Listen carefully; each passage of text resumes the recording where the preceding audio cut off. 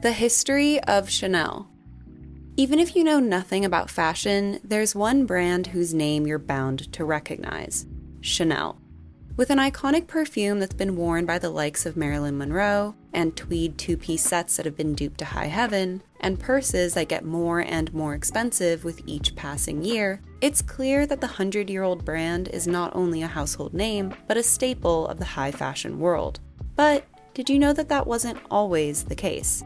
In today's video, we're going to be taking a look at the iconic fashion house's history over the past century, from founder Coco Chanel's time as a Nazi collaborator, to the creation of the brand's signature products, to Karl Lagerfeld's controversial 80s relaunch, to the increasingly poor reception it's received in the last few years. Let's get into it. Gabrielle Bonheur Chanel, more commonly known by her nickname, Coco, was born in Saumur, France on August 19, 1883. Gabrielle's home life was complicated and difficult, with her mother often being ill and her father frequently traveling in order to peddle his wares. And this neglect was epitomized by her now well-known last name being misspelled as Chasnel on her birth certificate.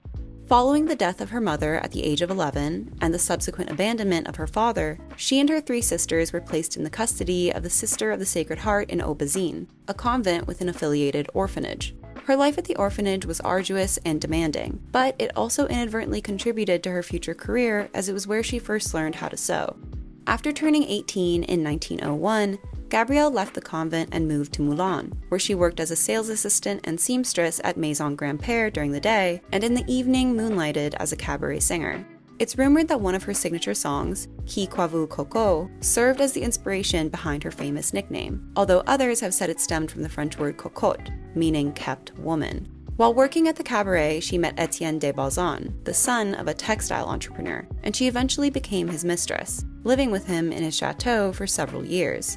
Because of Balzan's wealth and high social standing, Gabrielle was able to meet the crème de la crème of French society, allowing her to make the sophisticated and influential connections that would serve her well in the future. In 1908, Gabrielle entered an affair with Arthur Capel, a wealthy member of the English upper class, who later moved Gabrielle to an apartment in Paris. She had begun designing hats while living with Balzan, but after the hobby proved fruitful, she became a licensed milliner in 1910, and along with her lover's financial backing, opened her first hat boutique at 21 Rue Cambon under the name Chanel Mode. At the time, women's headwear, which signified that you weren't a part of the working class, was elaborate and bulky, something Gabrielle once admonished, saying, quote, "How could women think with such a thing on their heads?" By emphasizing subtlety and simplicity with a single ribbon or feather on a wide-brim hat, Gabrielle's designs were a welcome subversion of the norm, with the designer saying, quote, "Simplicity is the keynote of any true elegance." This venture was a success amongst Balzan's social circle, but eventually became a citywide phenomenon after the well-known French actress Gabrielle Dorzat wore one of Gabrielle's hats while performing on stage in 1912. In the wake of this popularity, Gabrielle decided to expand her business, moving to Deauville with Capel in 1913, where she opened another boutique which sold her signature hats, as well as luxury clothing suitable for leisure and sport. Taking inspiration from the lavish seaside resort, Gabrielle began selling fisherman-inspired striped jersey blouses, with both the design and material being more comfortable than the stiff fashions that were popular during the Belle Epoque period. Up until that point, jersey had been primarily used for men's underwear, and by incorporating the material into her designs, Gabrielle's clothing was both surprising and sensual. Gabrielle enlisted her sister Antoinette and her paternal aunt Adrienne to model these designs, and the 2 women paraded around town in these Chanel creations as a form of advertising. With its hobble skirts, corsets, and layers upon layers of fabric, Edwardian fashion was as restrictive as it was extravagant. But Gabrielle's designs were the opposite, being simple, relaxed, and ironically enough, affordable. And this casually chic style became a staple of the brand. With women beginning to see more freedoms and liberties, Gabrielle's comfortable ensembles captured the spirit of the times, and she was credited for breathing a new life into the French fashion scene, with Harper's Bazaar raving over the brand in 1915, quote, "The woman who hasn't at least one Chanel is hopelessly out of fashion." Having gained prominence for her sporty silhouettes amongst the fashionable French elite, Gabrielle opened her first couture house in Biarritz in 1916. After hiring 300 workers, she released her first haute couture collection, which featured uncluttered styles, boxy lines, and shorter skirts. That same year, Maison Rodier became the exclusive manufacturer of Gabrielle's signature jersey material, with the elastic fabric helping her achieve the soft flowing lines that were necessary to emphasize a woman's natural shape, which happened to coincide with the diminishing popularity of corsets. And unlike many other textiles which were in short supply because of World War I, jersey remained accessible and affordable. This Biarritz shop proved to be so lucrative that after a single year, she was able to reimburse Arthur Capel on his original investment, and also purchase another location at 31 Rue de Cambon in Paris, her largest thus far, which housed a boutique, salon, workshops, and atelier, and serves as the brand's headquarters to this day. Having already made a name for herself as a fashion rebel, Gabrielle was one of the earliest designers to begin making trousers for women, producing sailor pants and beach pajamas in the late 1910s, which combined traditionally feminine motifs like pearls and flowers with masculine fabrics and silhouettes. This was considered quite the risque move, as the scandalous silhouette was associated with the bedroom, but by the mid-1920s they had become a staple amongst wealthy ladies and a fixture of the Chanel brand. Gabrielle was not only a designer, but a trendsetter, with her independent lifestyle serving as an example of the modern woman, while her bobbed hair and practical designs helped make the androgynous garçon style a staple of the Roaring Twenties.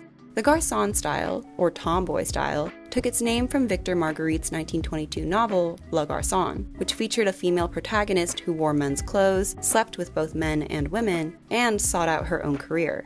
The look, much like the book itself, was rather controversial, so it was inevitable that the rebellious House of Chanel would embrace the style. The garçon coincided with the popularity of the slim and petite gamine body type, which Gabrielle had, and her designs were often made to complement this boyish frame.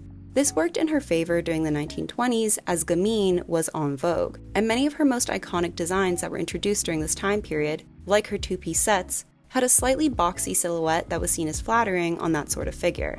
Said sets were supposedly inspired by the suits worn by her lover at the time, the Duke of Westminster, continuing the Chanel trend of mixing the feminine with masculine. Gabrielle's designs often took inspiration from her personal life, with her childhood spent at the convent being cited as an influence on the Chanel aesthetic, with the designer's contrasting lines and frequent use of black and white being interpreted as an ode to a nun's habit. Her lover, Arthur Capel, also served as her muse throughout her career. A polo player with a penchant for well-tailored clothing, Capel's sartorial suits were the inspiration behind the masculine elements in Gabrielle's early designs, not to mention her usage of jersey. His death in a car accident in 1919, which occurred while he was on the way to visit Gabrielle, thrust her into a years-long grieving period, saying later in life, quote, "His death was a terrible blow to me. In losing Capel, I lost everything. What followed was not a life of happiness, I have to say." In the wake of his passing, the designer frequently wore black, something that eventually led to the creation of her little black dress in 1926, with the simple design being referred to by Vogue as the, quote, "Chanel Ford, the frock all the world will wear." If you want to learn more about the history of the little black dress in general, make sure to check out our video all about it. Working in collaboration with famed chemist and perfumer Ernest Beau, Gabrielle created the brand's first perfume, Chanel No. 5, in 1922. The prominent placement of the Chanel name ensured that the perfume would be immediately linked to the house's identity, while the number itself had a hidden meaning, with Gabrielle saying, quote, "I show my collections on the 5th of May, the 5th month of the year, and this number 5 will bring it good luck." Funnily enough, Chanel still presents their collections on the 5th of the month. During that time period, perfumes that were heavy with animal musk or jasmine were associated with women of the night, but Gabrielle wanted a scent that would appeal to the liberated feminine spirit of the 1920s and reject society's ideas about respectable women. Ernest Beau initially hesitated at Gabrielle's choice because the perfume's 80 ingredients and signature jasmine scent was quite costly, to which she responded, quote, "In that case, add more of it. I want to create the most expensive perfume in the world." Arthur Capel's toiletry bottles and whiskey decanter have been credited as the influence behind the perfume's unique look, with its sleek and simple square design helping with the product's longevity and recognizability. In 1924, Gabrielle made an agreement with Pierre and Paul Wertheimer, the directors of the perfume and cosmetics house Bourjois, to create the entity Parfum Chanel, with the Wertheimers agreeing to provide full financing for the production, marketing, and distribution of Chanel No. 5, as well as other Chanel-branded perfumes, cosmetics, and skincare products. They received 70% of the profits from this successful venture, while Gabrielle, who had licensed her name and withdrawn involvement in business operations, received 10%. Unhappy with the arrangement, even attempting to renegotiate the original deal, Gabrielle once called Pierre Wertheimer, quote, "the bandit who screwed me," and she spent decades fighting for full control of Parfum Chanel. But we'll get back to that.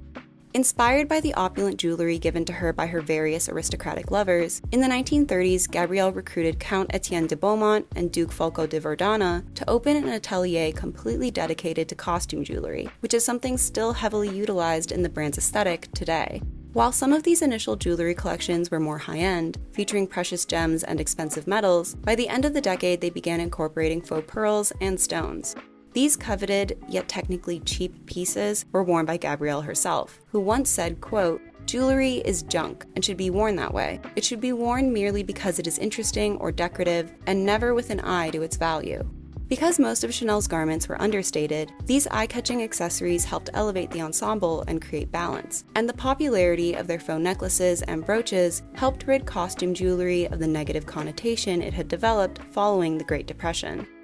In 1930, the French designer traveled to Hollywood, where she met MGM producer Samuel Goldwyn, who requested that she costume 1931's Tonight or Never and 1932's The Greeks Had a Word for Them.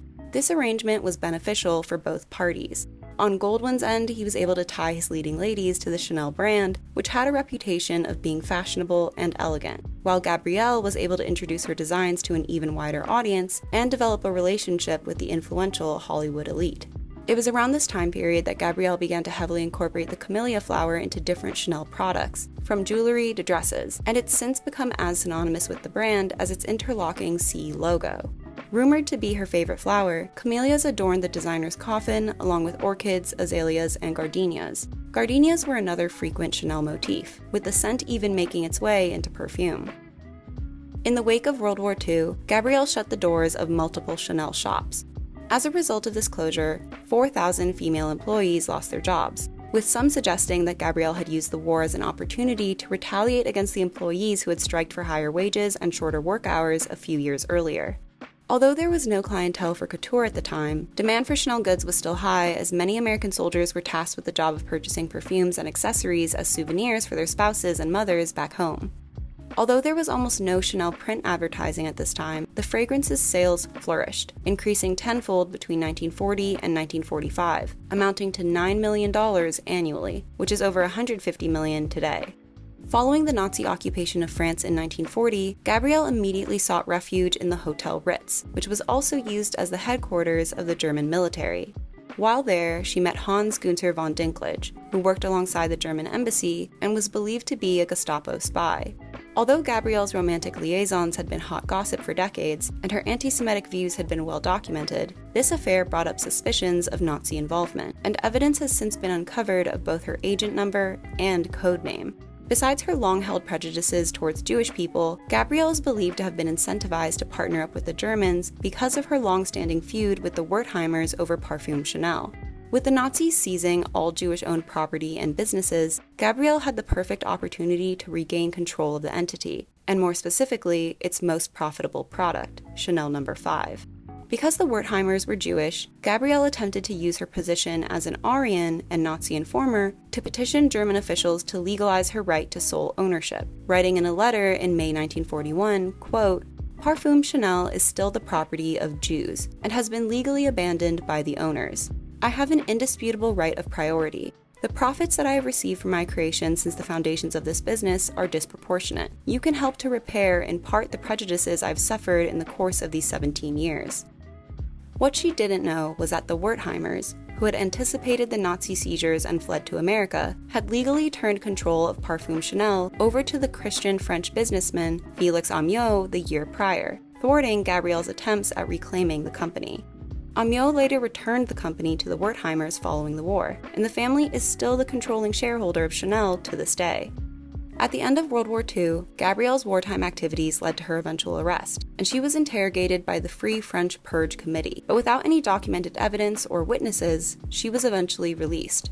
Many believe that her punishment was secretly intervened by then Prime Minister of the UK, Winston Churchill, who Gabrielle had first befriended in the 1920s when she was involved with the Duke of Westminster. Despite going free, Gabrielle's reputation was severely damaged, and she went into an 8-year exile in Switzerland after determining that it was no longer safe for her to remain in France. Still upset about what she deemed to be an unjust business dealing, Gabrielle established a Swiss parfumerie to create, produce, and sell her Chanel perfumes, and she claimed that the Chanel No. 5 sold by the Wertheimers was no longer the authentic fragrance created by Mademoiselle Chanel. Seeing their business interests threatened, Pierre Wertheimer set out to settle his quarrel with Gabrielle, and in May 1947, they renegotiated the 1924 contract that had established Parfum Chanel. She was ultimately awarded $400,000 in cash for the wartime profits from the sale of the perfume, a running 2% royalty on all sales of Chanel No. 5, and a monthly stipend that paid all of her living expenses no matter how big or small. This arrangement made her the richest woman in the world at the time. In exchange, Gabrielle closed her Swiss parfumerie and sold the full rights to the name Coco Chanel. By the 1950s, the Chanel brand was better known for its perfume than its clothing, as Gabrielle's couture house had remained closed throughout the war and her exile. Besides being immortalized in the artwork of Salvador Dali and Andy Warhol, the fragrance was also a famous favorite of actress Marilyn Monroe, who once quipped in an interview that she wore 5 drops of Chanel No. 5 to bed and nothing else, and was later photographed applying the perfume in a series of portraits. You'd have to pay for that sort of advertising today, but funnily enough, Chanel didn't. That's how popular it was. During Chanel's heyday in the 1920s and 30s, female designers had been at the forefront of the fashion industry, but men had seized the post-war market, with Christian Dior famously achieving success with his glamorous new look. Hyper-feminine with structured silhouettes, cinched waists, and layers upon layers of fabric, these Dior designs were the antithesis of Gabrielle's style philosophy of understated elegance, and she was vocal about her displeasure with this aspect of post-war era fashion, saying, quote, "Look how ridiculous these women are, wearing clothes by a man who doesn't know women, never had one, and dreams of being one." Yes, she was homophobic as well as an anti-Semite. Her distaste for Dior's designs and the designs of his male contemporaries inspired her to get out of retirement at the age of 71, and she sought to reopen the House of Chanel. Fully funded by the Wertheimers, who were granted commercial rights to all Chanel brand products, Gabrielle released her comeback collection in 1954. The collection received mixed to negative reviews from the French press, not only because many were still upset with the designer's war activities, but also because they interpreted the collection as conservative and derivative of her past work. Stateside, the collection was more polarizing. Some proclaimed it a breakthrough, with their stance on the matter likely having to do with many Americans being displeased with Dior's new look, with his designs even sparking protests across the country. But some critics questioned whether or not Chanel could make it in a post-war era, with the Miami News saying, quote, "Let old-timers shed a nostalgic tear. Coco's creations are not for 1954. Her long skirts, down to the bottom of the calf, and ill-fitted waist reminiscent of the 1930s are foreign to the modern eye." Although the brand's comeback had a rather rough start, with some even saying that the veteran fashion house should stick to perfume, Gabrielle was able to prove the naysayers wrong by releasing 2 new products that would eventually become Chanel staples. The 255 handbag, also known as the classic flap bag, was first created by Gabrielle in the 1920s, before updating the design in 1955. The 255 was the first luxury bag for women to come with a shoulder strap, as earlier clutches needed to be carried by hand. And the purse also came with several pockets with specific functions like holding lipstick or money. Although these seem like obvious inclusions today, at the time they were groundbreaking innovations, and by offering women a hands-free option that was functional and fashionable, it was a rousing success that effectively transformed the way all women's bags were designed from that point onward. Unlike most creatives, Gabrielle was flattered by the idea that others wanted to copy her designs, once saying, quote, "Being plagiarized is the greatest compliment one can receive." In 1957, the first Chanel two-tone shoe was released, which had a less than 2-inch heel and an elastic strap, once again tying into the brand's comfortable yet elegant philosophy, with Gabrielle saying, quote, "It isn't a matter of art, not at all. It's like architecture. It has to be practical first, and the most important element is good taste." Initially introduced in black and beige, these slingback heels were eventually released in a wide color palette, and were dubbed Cinderella's new slipper by the press. By adding these shoes to the Chanel roster of little black dresses, quilted flap bags, perfume, tweed jackets, and 2-piece sets, the signature Chanel look that was loved by celebrities and socialites was complete, with many of the items being touted as timeless wardrobe essentials even to this day. Gabrielle had long been the face of Chanel, but as she was now older with a controversial past, in the 1950s they decided to seek out their first brand ambassadors, women who not only epitomized the Chanel look, but had the personality and charisma to match. For the 1954 comeback collection, Marie-Hélène Arnaud was tapped as one of these exclusive house models for Chanel, and was featured prominently in the brand's print advertising and runway shows throughout the decade, eventually replacing Gabrielle as the face of Chanel. Arnaud became Gabrielle's muse, with some critics even referring to her as Gabrielle's alter ego, and the two spent a significant amount of time together, with Arnaud even moving into an apartment on the same street as the Chanel atelier. American actress Susie Parker developed a similar relationship with the brand, although she was never as unanimously associated with Chanel as Arnaud was, but she and Gabrielle grew quite close, with Parker even naming her daughter after the designer. Because of Gabrielle's close relationship with these women, rumors arose of them being lovers, something that many modern-day historians have denied, with Justine Picardi, author of the biography Coco Chanel, The Legend and the Life, saying the dynamic was, quote, a curious mixture of mothering and mentoring, rather than anything truly sexual. The House of Chanel remained popular throughout the 1960s, with several actresses including Romy Schneider, Jeanne Moreau, Jane Fonda, Catherine Deneuve, and Brigitte Bardot eventually becoming affiliated with the brand. Schneider, who had befriended Gabrielle, was even dressed in Chanel for the 1962 movie Boccaccio 70, while Deneuve was the spokesmodel for Chanel No. 5 throughout the 1970s. Former First Lady Jackie Kennedy also had a fondness for the brand, often wearing Chanel, or its authorized counterfeits, over the course of the decade. This included the infamous pink suit that she wore in 1963 when her husband was assassinated, which made the Chanel suit one of the most recognizable pieces of clothing of the era. In 1971, at the age of 87, Gabrielle Coco Chanel passed away, and having not named a successor, the fashion world wondered what the future had in store for the House of Chanel. After her death, Yvonne Dudel, Jean Casaubon, and Philippe Gauthier began designing for the fashion house. Dudel and Casaubon were responsible for the haute couture line, while Gauthier was credited as the creator of the brand's first ready-to-wear collection in 1977. With different designers, the two lines lacked consistency, with Gauthier saying, quote, it was difficult to keep the look, but not to repeat it exactly. And this further weakened Chanel's brand identity, and some fans even complained that the ready-to-wear line made the brand lose its mystique because it was becoming too affordable and accessible. The couture line was frequently criticized for being behind the times, with complaints being directed towards the lack of creativity and originality, with many critics pointing out that they were near-exact copies of Gabrielle's previous designs. By the end of the decade, Chanel was in serious decline, with the only notable public figure who still wore the brand being Nancy Reagan, a far cry from the trendy ambassadors of prior decades. And by the early 80s, Chanel's accessories, cosmetics, and fragrances were the only things standing between them and bankruptcy. In 1983, more than a decade after Gabrielle's passing, Chanel's owner, Alan Wertheimer, named Karl Lagerfeld as the artistic director of Chanel, which was probably one of the greatest hiring decisions of all time. Born in Hamburg, Germany in 1933, Lagerfeld managed to come out of World War II largely unscathed thanks to his father's business dealings, and he and his two older sisters had a relatively comfortable childhood. When he was 14, the family relocated to Paris, and while studying art and history, he discovered his passion for fashion. In 1955, he met Pierre Balmain, who he worked for as an assistant, then apprentice, and by the mid-1960s he was designing freelance for a multitude of brands, including Chloe and Valentino, before eventually being hired by Fendi in 1965, which at the time was effectively a family business known for its fur and leather goods. In 1966, Lagerfeld created the company's double F logo and was named the creative director for fur, with these designs being considered innovative and modern.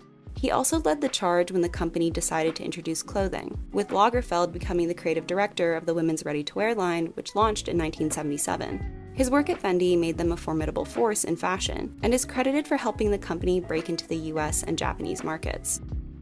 Tying with Yves Saint Laurent as one of the most influential designers of the era, Lagerfeld's resume proved that he had what it took to bring a brand into the modern era, making him the perfect person to fix the floundering house of Chanel.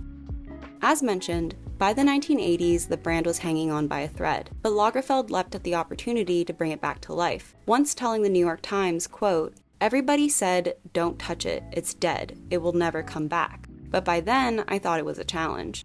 Of course, his salary of $1 million per collection no doubt helped ease any worries.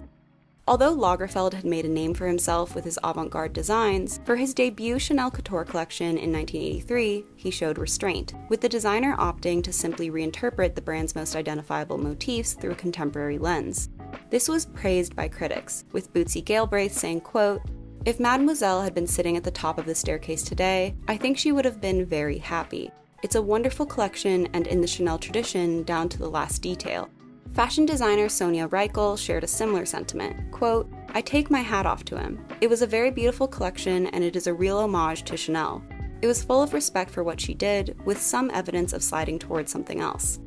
These early collections were inspired by the brand's heyday in the 1920s and 30s, with Lagerfeld saying, quote, "Everyone remembers the typical Chanel suit she did in the 50s, but I'd like to remember the work she did when she was young in the 20s.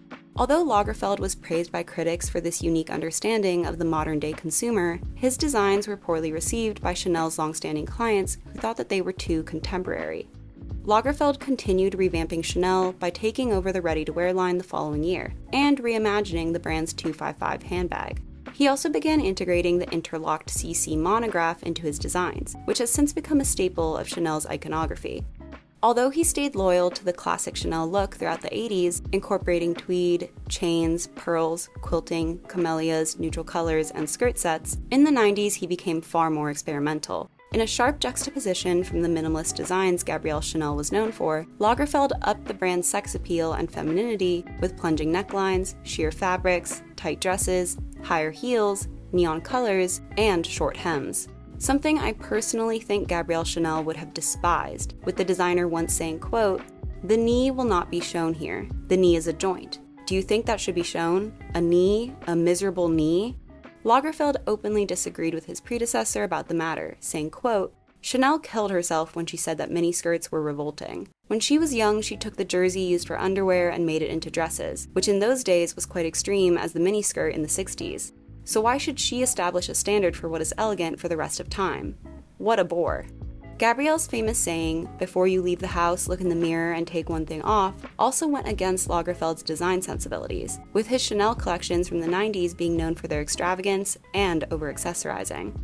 Many of Lagerfeld's designs from this time period took inspiration from black streetwear, with bucket hats, denim, large chains, tracksuits, sneakers, and rainbow hair extensions hitting the runway, as well as his sudden use of logomania, which was pioneered by designer Dapper Dan the decade prior. This inspiration didn't go unnoticed by the media, with The Independent reporting in 1993, quote, "All the signs are that Lagerfeld, who is said to spend a lot of time watching MTV in any one of the splendid 18th century residences he has acquired, has lost the plot. Looking at MTV, you can understand why. Black rappers with their oversized clothes, heavy gold chains, seem to have become muddled in his creative mind with the old Chanel. The street has given Lagerfeld just a touch of inspiration. This time it seems to have overwhelmed him as he has attempted to translate young black style into fashion for the bourgeois white customer."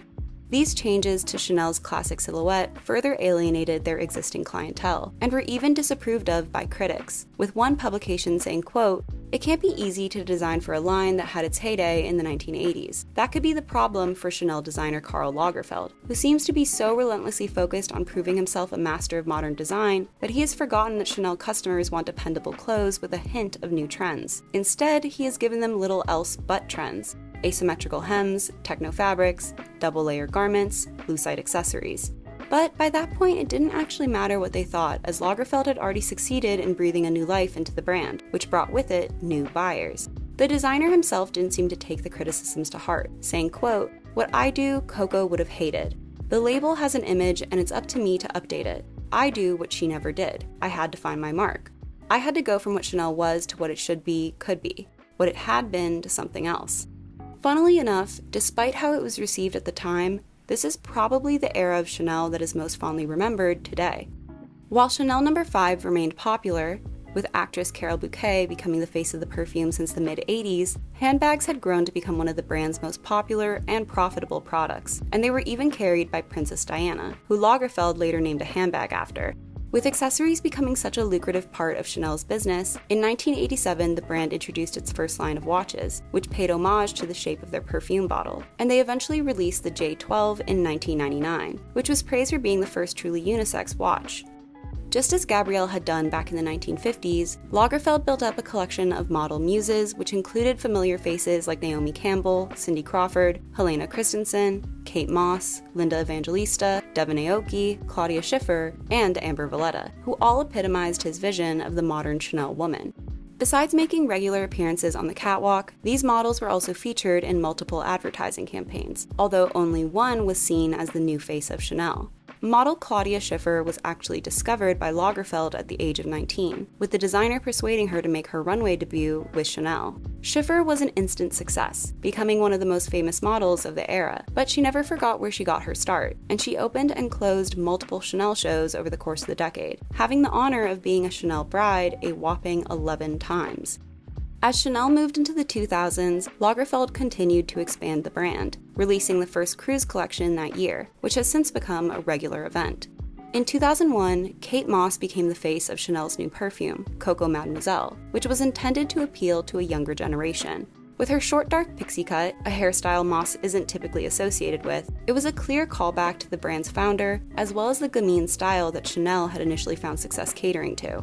In 2004, Nicole Kidman was selected as the brand ambassador for their more grown-up fragrance, Chanel No. 5. The commercial was directed by Baz Luhrmann, who had also worked with Kidman on 2001's Moulin Rouge. And when Kidman received her first Oscar nomination for Best Actress for the movie, she not so coincidentally attended the high-profile event in a Chanel gown.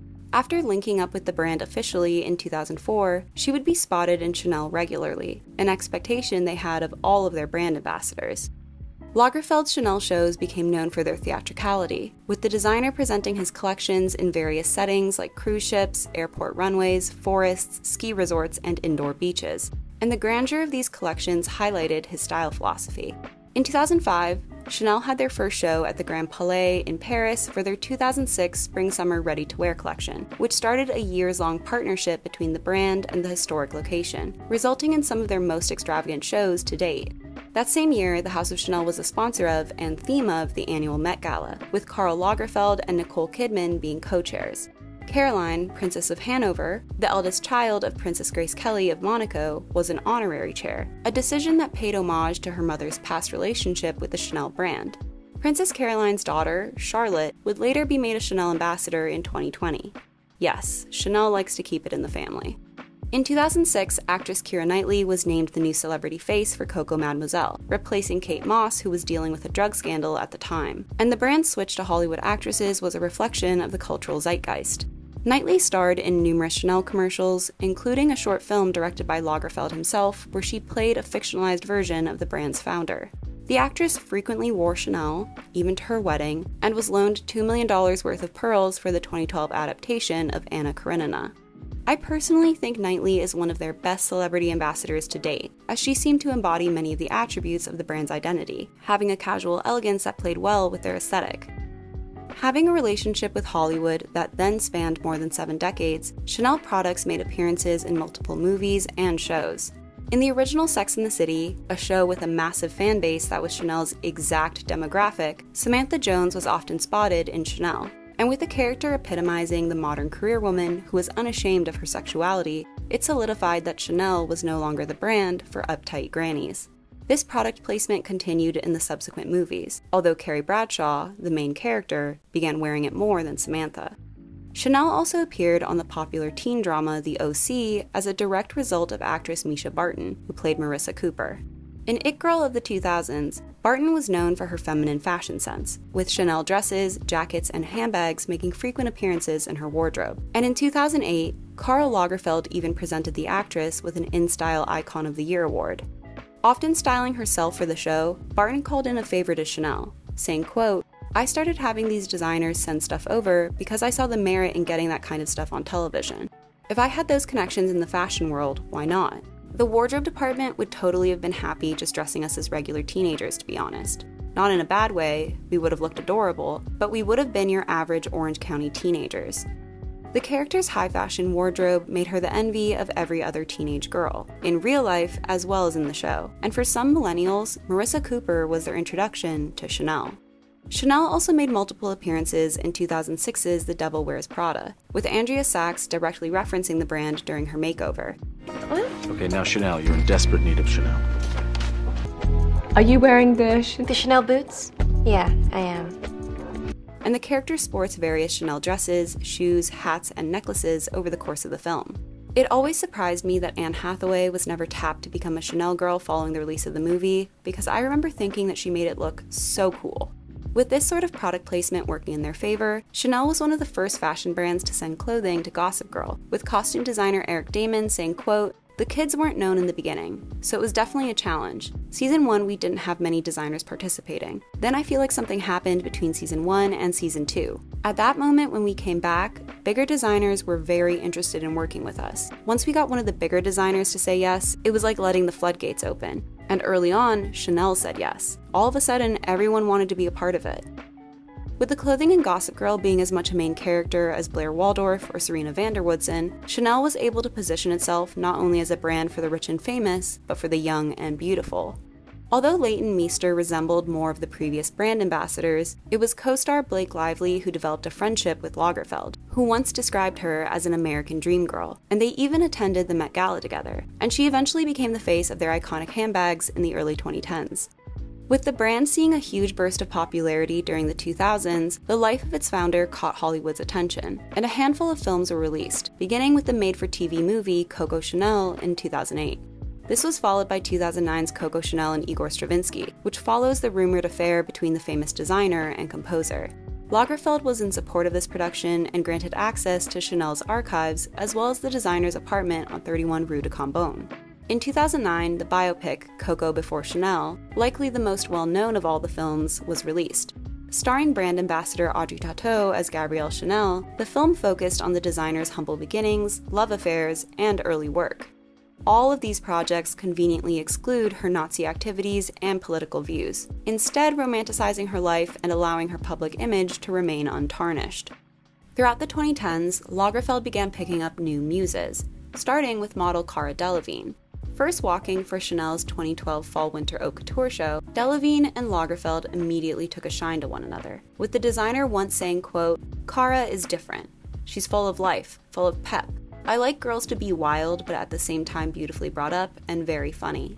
After appearing on multiple Chanel runways, Delevingne was eventually announced as a new face of Chanel in 2014.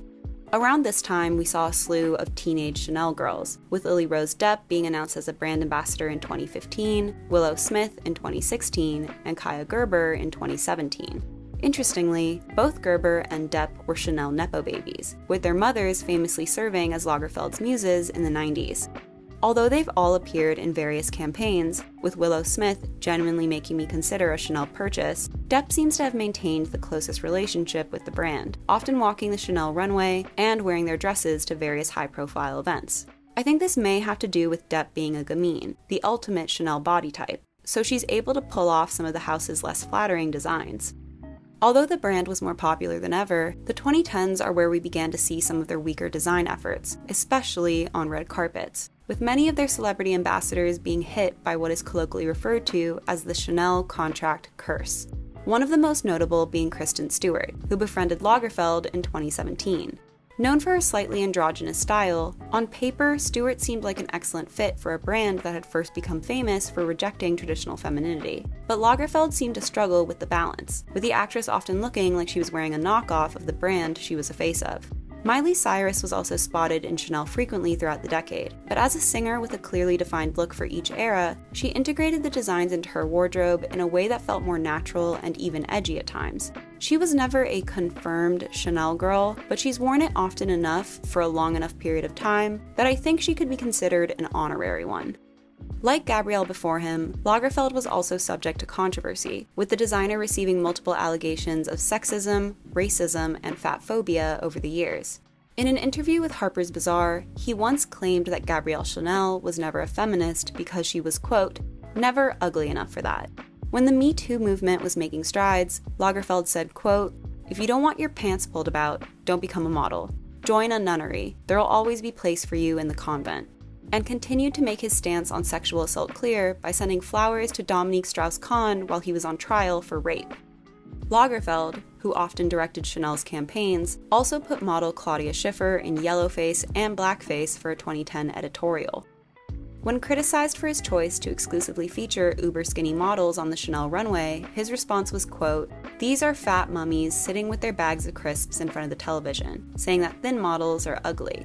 No one wants to see round women."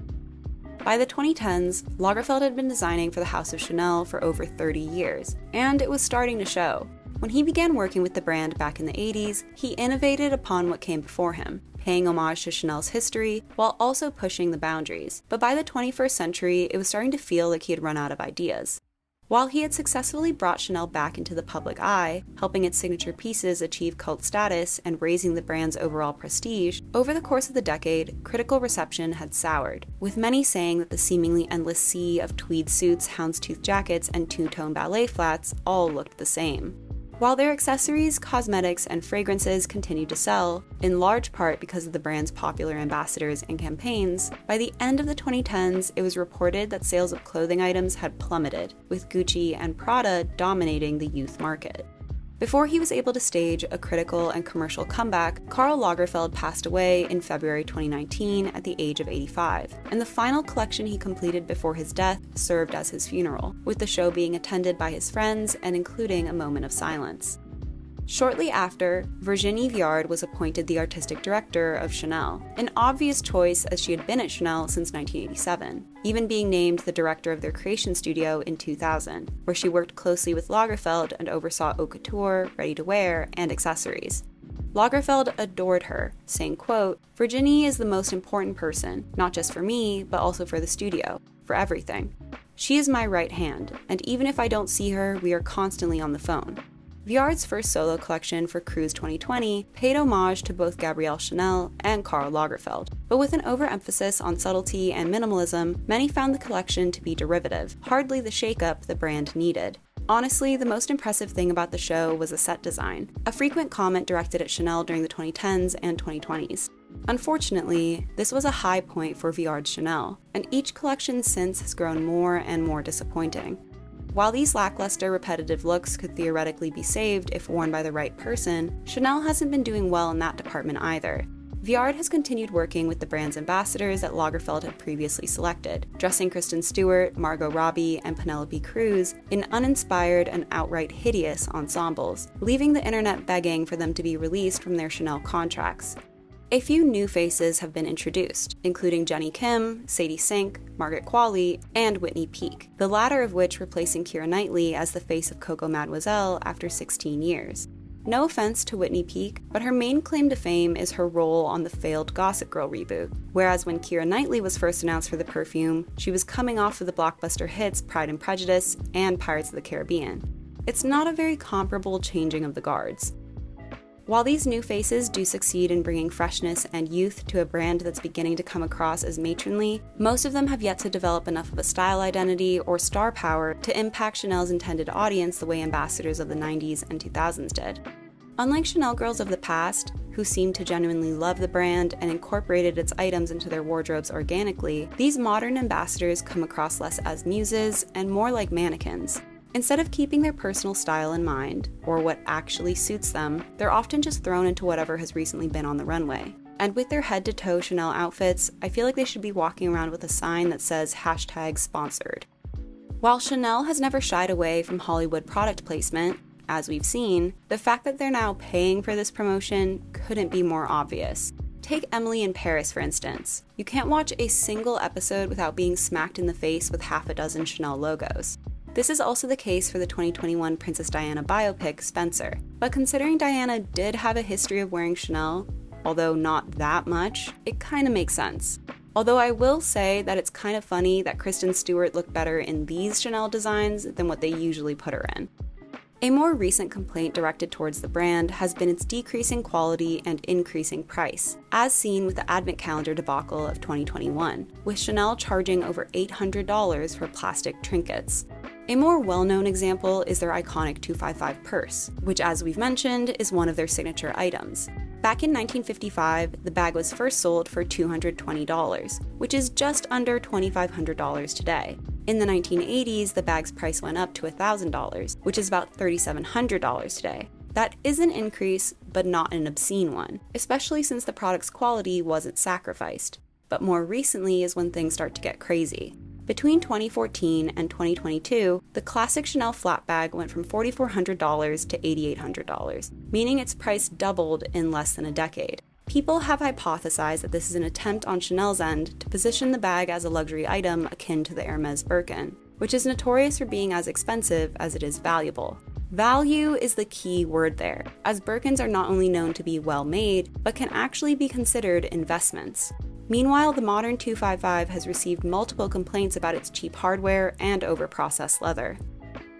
Chanel has been on every fashionista's mind recently as we move closer to the 2023 Met Gala, whose theme, Karl Lagerfeld, a line of beauty, pays homage to one of the brand's most notable designers. Because Lagerfeld has been involved with multiple fashion brands since the start of his career, wearing Chanel isn't a necessary requirement for attendees. But considering celebrities have a habit of misinterpreting the theme and going for what's obvious, I wouldn't be surprised if we wind up seeing a bunch of tweed suits and Chanel logos on the red carpet. If past Met Galas are taken into consideration, we're likely to see a dozen Chanel ambassadors in underwhelming designs, which is a shame since they're probably the only people with access to the archive. But I guess we'll see what happens in May. Remaining relevant in the fashion industry for over a century is no simple task, and although Chanel has had its ups and downs, it should still be commended for revolutionizing fashion on multiple occasions.